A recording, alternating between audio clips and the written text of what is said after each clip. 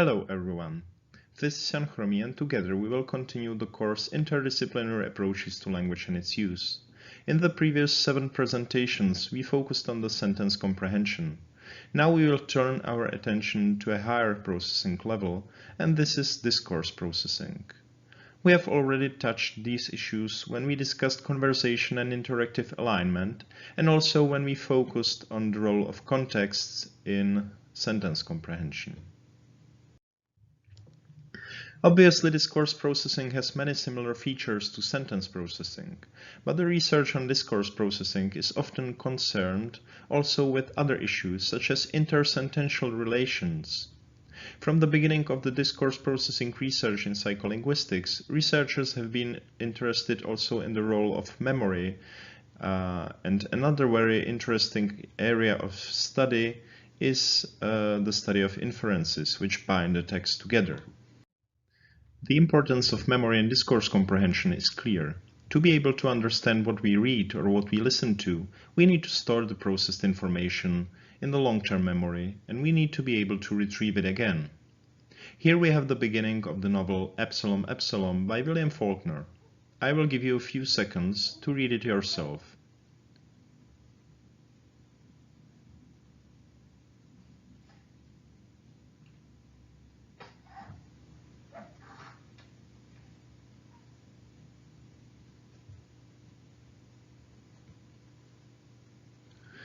As you can see, it is not easy to process this text, and we must put a lot of effort to understand it perfectly.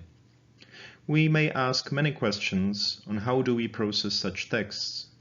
One of the questions is, which information do we store in memory and which not? This question was already examined by Jacqueline Sachs in the 1960s. She presented participants audio recordings of short passages of text, such as, "There is an interesting story about the telescope. In Holland, a man named Lippershey was an eyeglass maker. One day, his children were playing with some lenses. They discovered that things seemed very close if two lenses were held about a foot apart.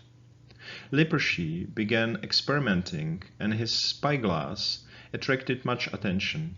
He sent a letter about it to Galileo, the great Italian scientist. Galileo at once realized the importance of the discovery and set about to build an instrument of his own. He used an old organ pipe with one lens curved out and the other in. On the first clear night he pointed the glass towards the sky. He was amazed to find the empty dark spaces filled with brightly gleaming stars. Afterwards, she asked the participants whether they heard a certain sentence or not.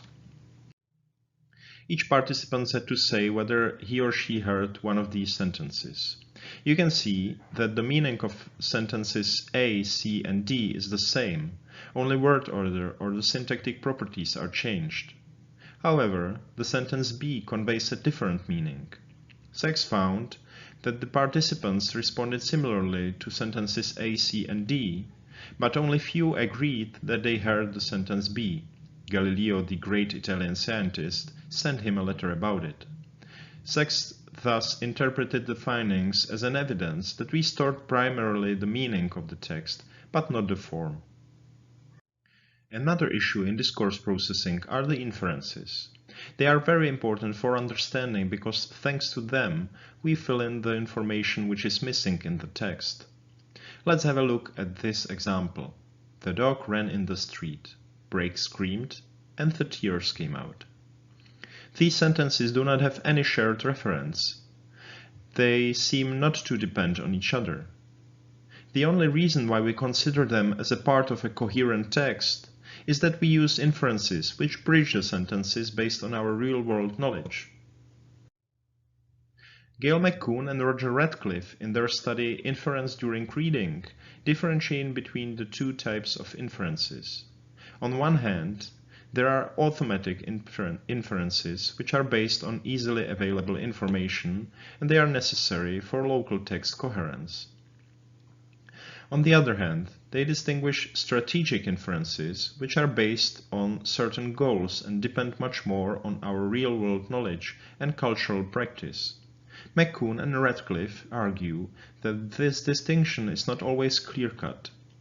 It may be so that the strategic inferences in certain situations are the same as automatic inferences, and that some strategic inferences may be obligatory, in the sense that the text cannot be completely understood without them.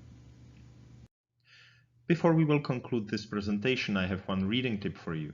If you are interested in discourse comprehension, I can recommend you to read a review article by Rolf Zwaan and David Repp in Handbook of Psycholinguistics. If you enjoyed the presentations, we would be glad if you would like them on YouTube. That is all from me now. See you next time.